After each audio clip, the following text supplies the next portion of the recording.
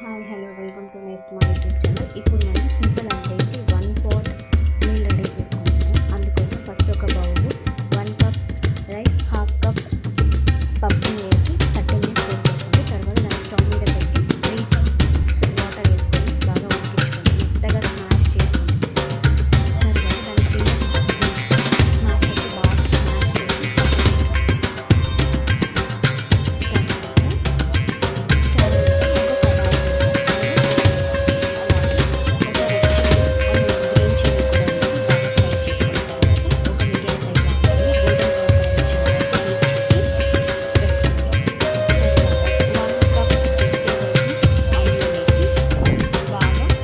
మగ్గించుకొని పెట్టుకోండి. అందులోని కొంచెం చింతపండు రసము, పసుపు, తగినంత ఉప్పు వేసి ఒక టమోటో కూడా వేసి